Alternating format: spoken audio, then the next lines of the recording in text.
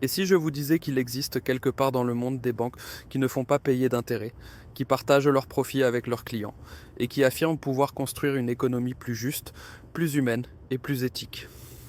Oui, vous avez bien entendu. Pas de taux d'intérêt, pas de spéculation, pas d'argent, qui fait de l'argent pendant que d'autres s'endettent à vie. Ces banques promettent une finance fondée sur la morale, sur la solidarité et sur le partage du risque. Mais attendez une seconde, est-ce vraiment possible? Dans un monde dominé par les grandes institutions financières, les taux variables et la recherche du profit à tout prix, comment un modèle basé sur l'éthique peut-il réellement survivre? Et surtout, est-ce que ces banques sont aussi parfaites qu'elles le prétendent, ou bien cachent-elles une réalité beaucoup plus complexe? Aujourd'hui, on va plonger ensemble dans l'univers fascinant, parfois mystérieux, mais surtout profondément humain des banques islamiques. Préparez-vous, parce que ce qu'on va découvrir pourrait bien changer votre manière de voir la finance, pour toujours.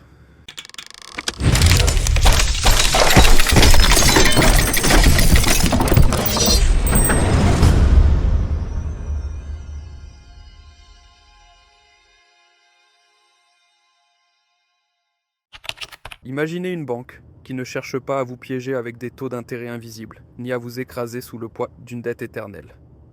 Une banque qui considère que l'argent n'est pas une marchandise, mais simplement un outil pour créer de la valeur réelle, pour soutenir des projets, pour aider les gens à grandir.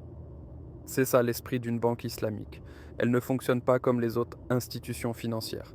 Elle est guidée par des principes très précis, issus de la charia, la loi islamique, qui cherche à instaurer un équilibre entre la morale, la justice et l'économie.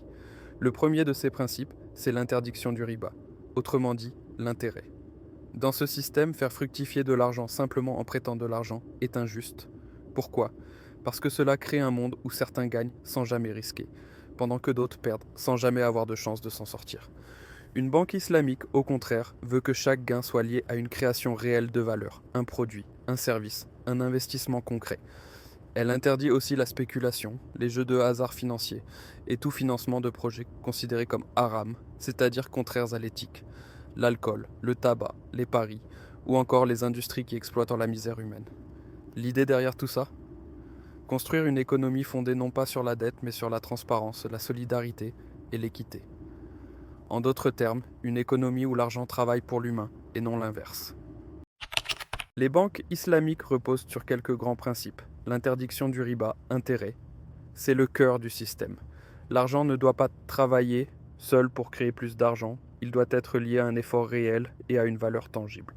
Ce principe protège les clients contre l'endettement injuste et les pratiques financières abusives. Le partage des profits et des pertes. Si vous investissez, vous partagez à la fois les risques et les gains. Cela transforme la relation avec la banque. Elle devient une véritable partenaire, intéressée par la réussite du projet autant que vous. L'interdiction du garar, c'est-à-dire de l'incertitude excessive. Fini les contrats flous ou spéculatifs. Chaque transaction doit être claire, transparente et compréhensible pour que personne ne soit surpris par des conditions cachées. L'investissement dans l'économie réelle. Chaque transaction doit être liée à un bien ou un service tangible. Cela permet de soutenir des projets concrets et de créer de la valeur réelle pour la société, au lieu de simples paris financiers. D'accord, mais concrètement, comment une banque islamique gagne de l'argent? Elle utilise des contrats islamiques. Murabaa, la banque achète un bien, une maison, une voiture, et vous le revend à un prix plus élevé, mais sans intérêt, juste avec une marge connue à l'avance. Mudaraba, vous apportez le capital, la banque gère le projet, et vous partagez les profits selon un accord prédéfini. Musharaka, un partenariat où la banque et le client investissent ensemble et partagent les résultats. Ijara, c'est comme une location-vente. Vous louez le bien jusqu'à le posséder entièrement. Ces méthodes permettent à la banque d'être rentable sans jamais facturer d'intérêt. Alors, quels sont les vrais avantages des banques islamiques? Parce qu'au fond, la question qu'on se pose tous, c'est pourquoi choisir ce modèle plutôt qu'un autre? Et la réponse, c'est qu'ici, on parle d'une finance différente. Une finance qui veut remettre l'humain au centre.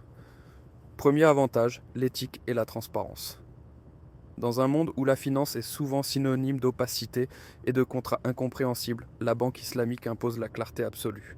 Chaque opération, chaque contrat doit être juste, équilibré et moralement acceptable. Pas de zone d'ombre, pas de pièges cachés dans les petites lignes. Le client comprend exactement ce dans quoi il s'engage et pourquoi. Deuxième avantage, le partage des risques. Dans le modèle traditionnel, quand vous contractez un prêt, vous portez seul le fardeau. Mais ici, la logique change complètement. La banque partage le risque avec vous. Si le projet réussit, tout le monde gagne. S'il échoue, les pertes sont partagées. Ce principe simple, mais révolutionnaire, empêche l'exploitation et protège les individus de l'endettement écrasant. Troisième avantage, l'impact social positif. Les banques islamiques ne cherchent pas uniquement à faire du profit, elles cherchent à avoir un impact. Une grande partie de leurs fonds va vers des projets éthiques, communautaires, durables, des logements pour les familles modestes, des entreprises locales, des infrastructures utiles à la société. Leur but, faire circuler la richesse dans la société, pas la concentrer dans les mains de quelques-uns. Quatrième avantage, la stabilité financière.